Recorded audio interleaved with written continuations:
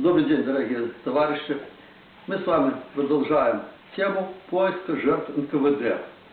Напомню, что когда-то лет 15 назад, по-моему, была издана книга Игоря Кузнецова «Индекс расстрелянных в Минске». И вот там в книге была карта приведена Минска и кружочками обозначена овалами, где места, в которых хоронились так называемые жертвы НКВД.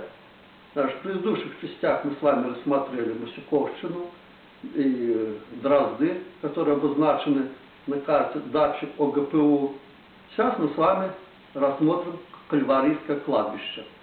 Значит, если посмотреть внимательно на карту, мы видим, на карту Кузнецова, мы видим, что там по площади это самая маленькая территория, она обозначена маленьким таким кружочком, находится чуть-чуть западнее вот этого Кальварийского кладбища.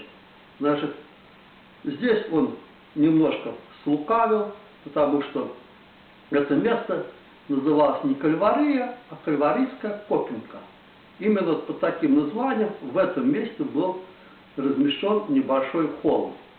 И что это за холм, мы можем прочитать из справки, которая была составлена 26 июля 1944 года. Называется текст «По делу зверского убийства советских граждан, проживающих в городе Минске и его окрестных деревнях немецкими оккупантами в 1941-1944 год». Рассмотрением по делу установлено: в конце 1941 года при нахождении в городе Минске немецких оккупантов немцы стали вывозить из университетского городка города Минска за Кальварийское кладбище на Копинку трупы людей, облитые кислотой. Так ими вывезено за 2 дня более 1000 трупов.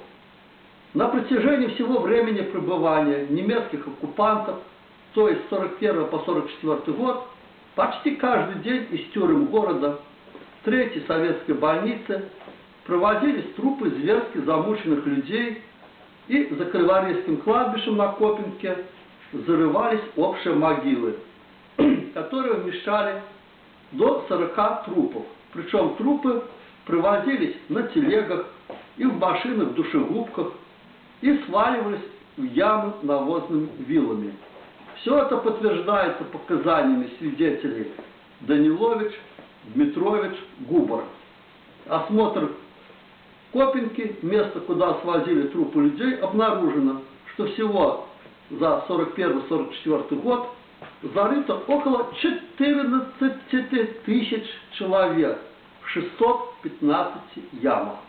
Это фонд Национального архива 1569, первая опись, дело 115, лист 84. Как видим, если бы там были какие-то жертвы НКВД, немцы их бы обнаружили и подобно подняли бы вопль, что вот, смотрите, мы нашли жертву НКВД.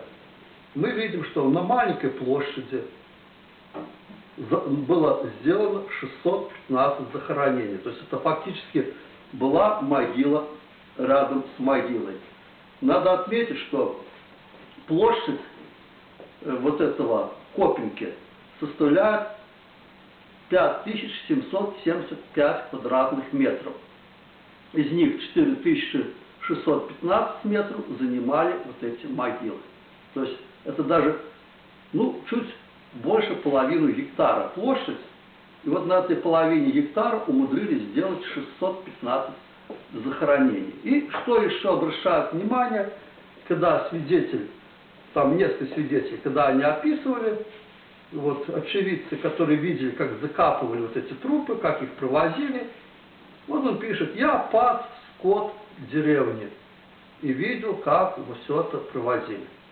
Так вот, вопрос: если так было такое хорошее обозрение, что можно было издали видеть, как привозят трупы, как их закапывают, сразу возникает вопрос: а как в эта Копинка могла обеспечить для сотрудников НКВД проведение тайного захоронения так называемых жертв НКВД.